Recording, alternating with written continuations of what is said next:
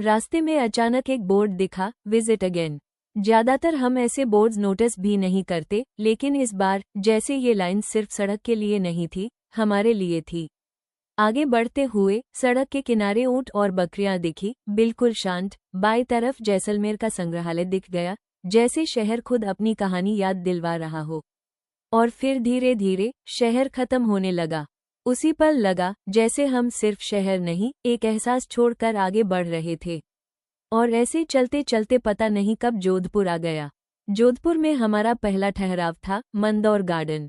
आज ये एक शांत सा गार्डन लगता है, लेकिन कभी यही मारवाड़ की पहली राजधानी हुआ करता था। मेहरांगद के बनने से पहले राजाओं के फैसले, युद्धों की योजनाएं और राजघराने की कहानियां इसी मिट्टी पर लिखी गई थी।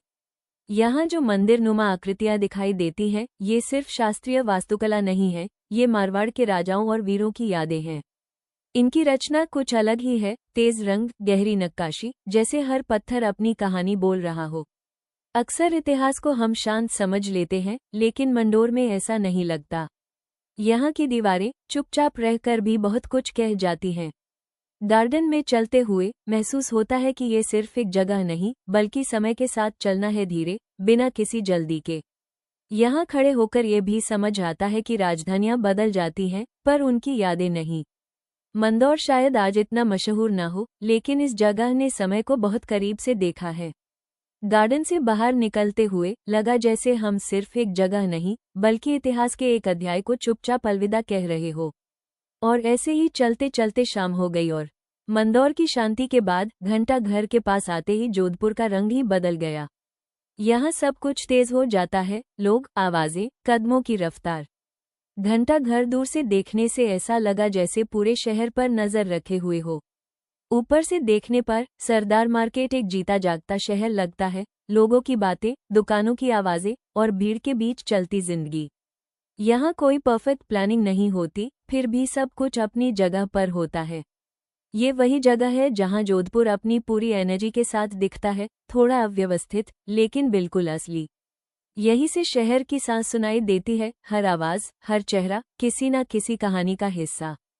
थोड़ी देर के लिए बस खड़े रहकर देखना भी काफी है, क्योंकि जोधपुर यहाँ अच्छी तरह से दिखता है। यहीं पर हम पहुंचे जोधपुर की सबसे मशहूर दुकान श्री मिश्रीलाल।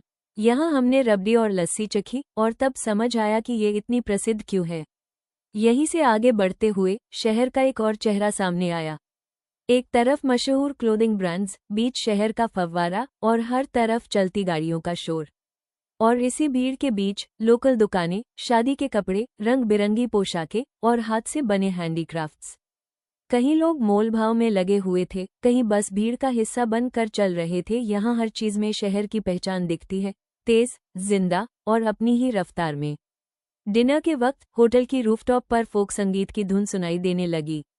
खुले आसमान के नीचे परफॉर्मेंस देखते हुए दूर से जोधपुर का किला चमकता नजर आ रहा था। पता ही नहीं चला कब ये दिन पूरा हो गया। इसी के साथ इस सफर का ये हिस्सा यहीं खत्म हो गया। वीडियो देखने के लिए धन्यवाद और आने वाली जर्नी के लिए चैनल को लाइक, शेयर एंड सब्सक्राइब करना ना भूलें।